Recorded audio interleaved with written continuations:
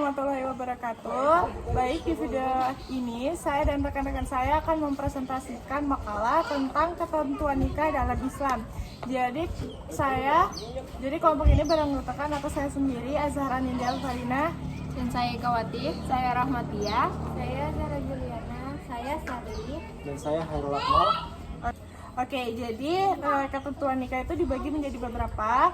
Yang pertama adalah rukun pernikahan dan syarat pernikahan. Jadi rukun ialah hal yang harus ada ketika pelaksanaan suatu perbuatan, sedangkan syarat dalam fikih merupakan hal yang harus terpenuhi sebelum melakukan suatu perbuatan tertentu. Jadi rukun menikah ada 5, yaitu calon suami, calon istri, wali, kemudian 2 orang saksi, dan yang terakhir adalah sikhat atau ijab dan qabul. Nah, dari masing-masing itu saya akan jelaskan lebih terperinci. Yang pertama itu calon suami.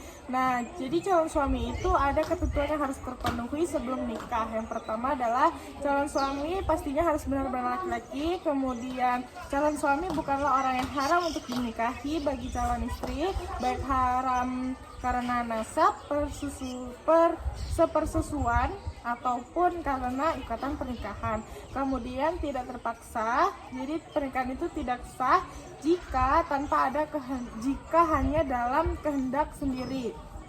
Kemudian calon suami itu diketahui jelas identitasnya, sudah diketahui nama beserta orangnya atau keluarganya.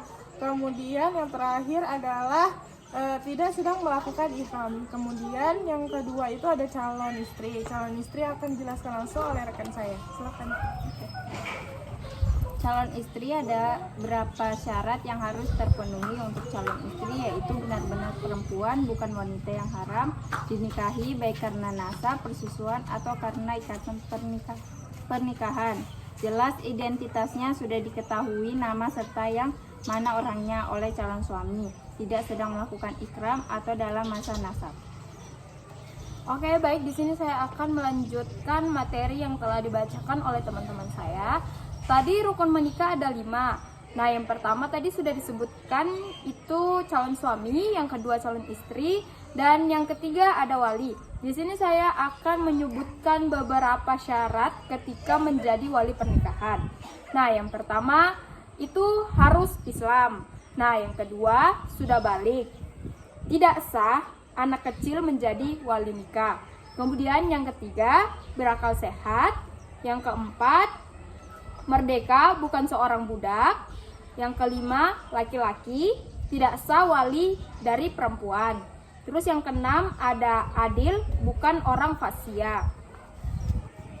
Kemudian yang ketujuh, urutan wali adalah bapak, kakek, saudara laki-laki sekandung, saudara laki-laki sebapak, saudara laki-laki seibu, anak laki-laki dari saudara seayah, anak laki-laki dari saudara kandung, anak laki-laki dari saudara seibu, paman, dan anak laki-laki dari paman.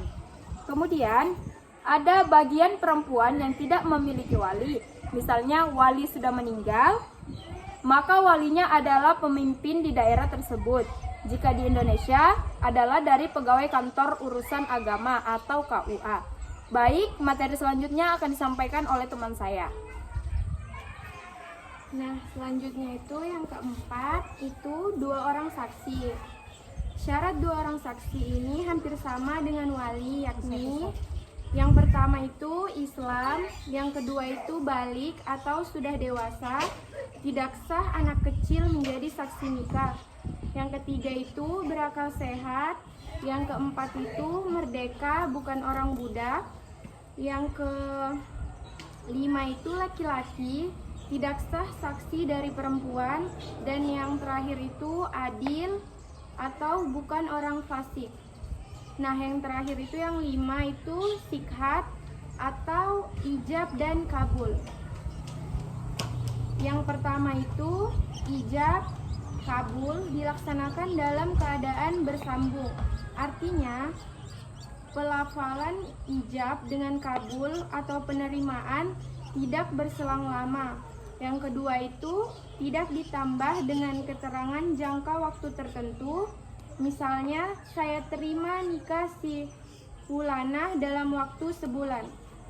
Yang ketiga itu lafaz, jelas maksudnya, dan tidak disangkutkan dengan makna yang lain. Misalnya, saya nikahkan engkau dengan anakku jika engkau tetap menjadi pengusaha.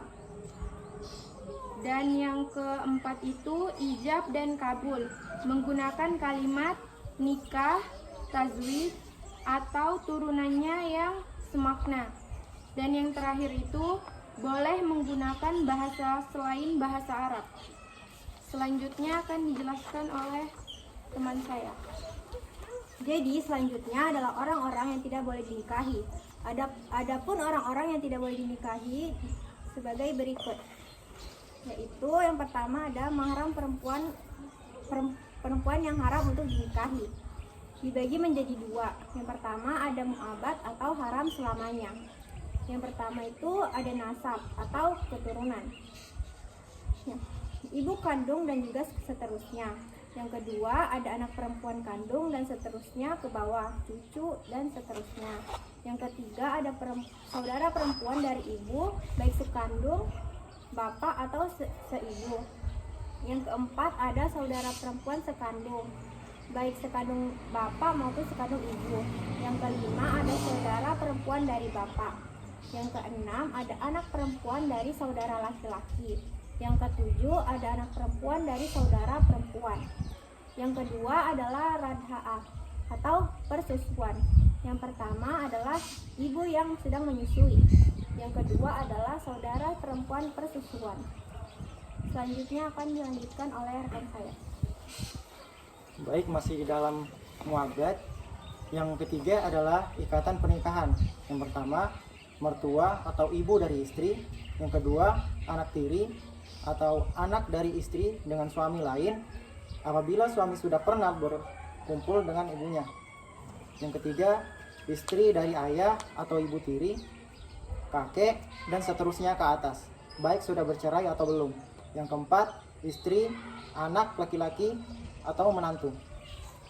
Kemudian ada dari gairul mu'abad atau haram selamanya, masih ada ikatan pernikahan yang dinikahkan keduanya. Pertama, saudara perempuan dari istri, sekandung, seayah atau seibu. Yang kedua, saudara persusuan istri. Yang ketiga, bibi dari istri, baik dari ayah ataupun ibu. Yang keempat, keponakan perempuan dari istri, anak dari saudara sang istri. Baik, terima kasih. Sekian presentasi makalah tentang ketentuan nikah dari kelompok kami. Semoga bermanfaat untuk kita semua. Terima kasih. Assalamualaikum warahmatullahi wabarakatuh.